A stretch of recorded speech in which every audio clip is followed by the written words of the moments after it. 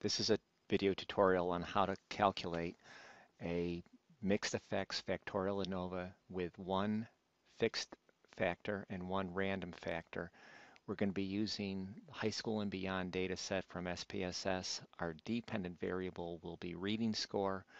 Our fixed factor will be socioeconomic status, SES, and our random effect will be school program type. We can look at the variable view and we can see that school program type is currently listed as general, academic, preparatory, and vocational. We will treat these three types of school programs as a random sample of possible programs within a school setting, and we will be trying to generalize to whether or not there are differences within the population of potential values for school program.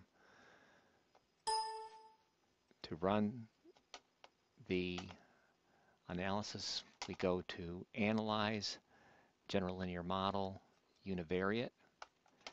We send reading, standardized reading test to the dependent variable.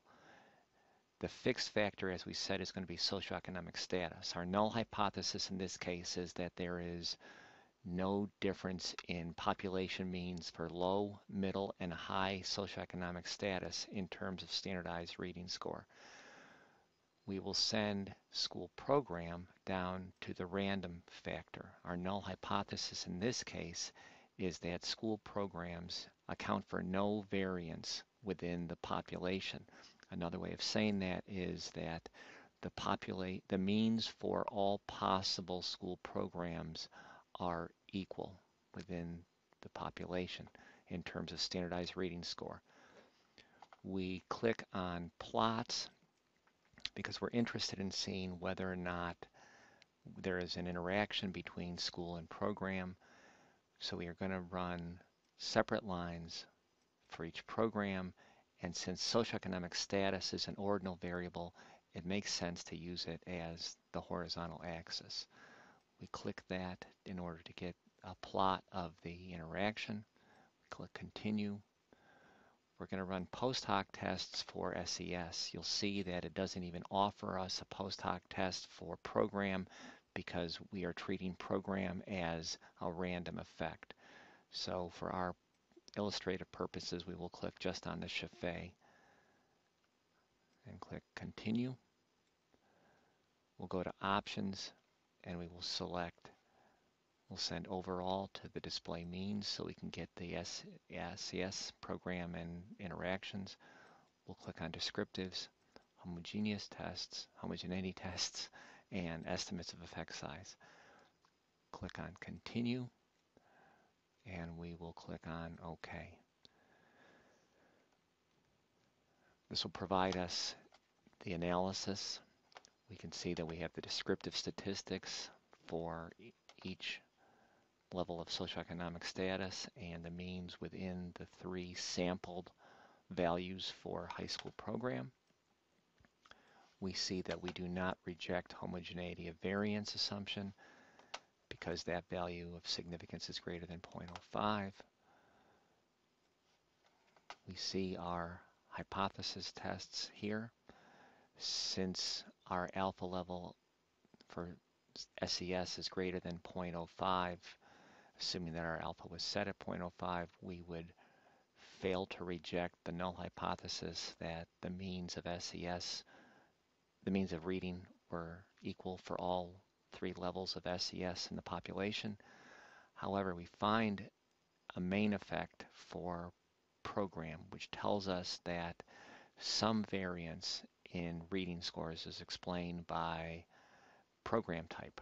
That means that we would reject our null hypothesis that all possible program means for reading are equal within the population.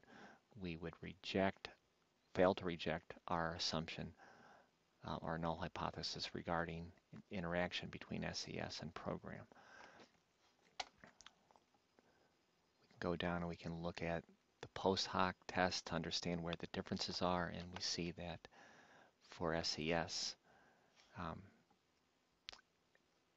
even though our value here was greater than 0.05, the post hoc tests indicate that there were some differences. Our profile plots move around a lot, but again, because we're not interested really in making a conclusion to these three programs, this interaction test is just illustrative.